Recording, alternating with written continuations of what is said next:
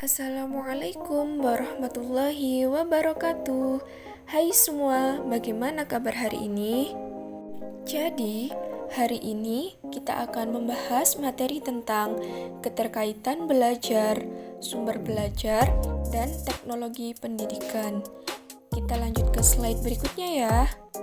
Belum itu, teman-teman ada yang tahu nggak sih belajar itu apa?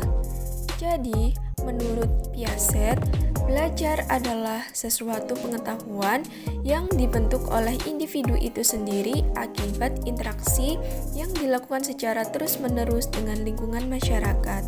Nah, setelah mengetahui definisi belajar, apakah sudah timbul pertanyaan dari teman-teman semua?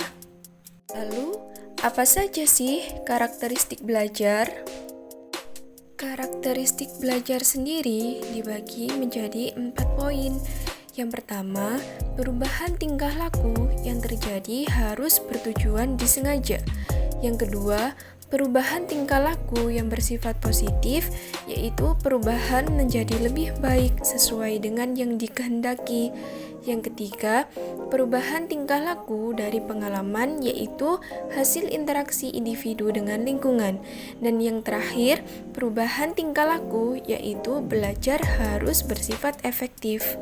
Kita akan membahas sedikit tentang sumber belajar. Sumber belajar itu apa sih? Sumber belajar adalah segala sesuatu yang dapat dijadikan acuan, referensi, atau rujukan bagi orang yang belajar. Nah, itu tadi adalah pengertian dari sumber belajar. Ada yang penasaran nggak sih klasifikasi sumber belajar itu apa saja? Yuk, mari kita bahas. Di sini kita akan belajar klasifikasi sumber belajar menurut AICTE tahun 1977, yaitu yang pertama ada message atau pesan, yaitu informasi yang diteruskan oleh komponen lain dalam bentuk gagasan, fakta, arti, dan juga data. Yang kedua ada people atau orang, yaitu manusia bertindak sebagai penyimpan, pengolah, dan penyaji pesan. Misalnya, guru, dosen, peserta didik, dan juga lain sebagainya. Yang ketiga, ada material atau bahan, yaitu perangkat lunak yang mengandung pesan yang disajikan menggunakan alat atau dirinya sendiri. Misalnya, film, audio, majalah, dan lain sebagainya. Selanjutnya, yang keempat ada device atau alat, yaitu sesuatu yang digunakan untuk menyampaikan pesan yang tersimpan dalam bahan, misalnya OHP, slide, radio, dan sebagainya. Yang kelima ada teknik, yaitu acuan yang dipersiapkan untuk penggunaan bahan, peralatan, orang, lingkungan untuk menyampaikan sebuah pesan. Dan yang terakhir ada setting atau lingkungan, yaitu situasi atau suasana sekitar di mana pesan disampaikan baik lingkungan fisik maupun non-fisik.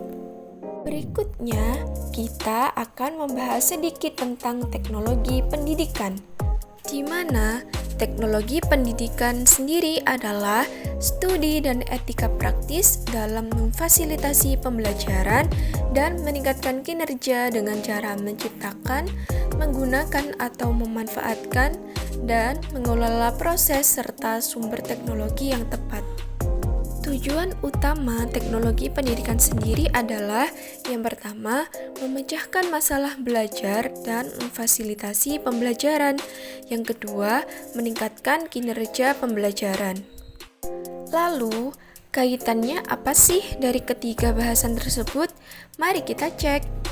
Kita simak yuk penjelasan berikut, bahwa belajar dapat dilakukan kapanpun dan dimanapun, bisa dilakukan di sekolah, di rumah, di perpustakaan sekolah atau perpustakaan umum, di warung internet, dan lainnya.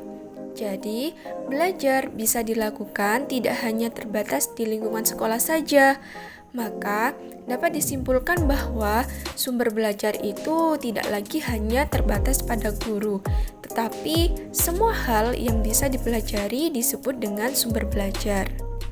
Berikutnya, Dengan kemajuan teknologi pendidikan yang begitu pesat dan didukung oleh kemajuan teknologi informasi dan komunikasi, maka proses belajar mengajar di sekolah tidak hanya bersumber pada guru. Sumber belajar juga dirancang secara khusus untuk digunakan bagi kepentingan pembelajaran atau disebut dengan learning resource by design. Tetapi sumber belajar dapat juga sesuatu yang dimanfaatkan karena sudah tersedia di lingkungan atau disebut juga dengan learning resource utilization. Kesimpulannya, belajar sangat terkait dengan sumber belajar, apalagi dengan teknologi pendidikan, sesuai dengan definisinya, yaitu teori dan praktik dalam mendesain, mengembangkan, memanfaatkan, mengelola, dan menilai proses maupun sumber belajar.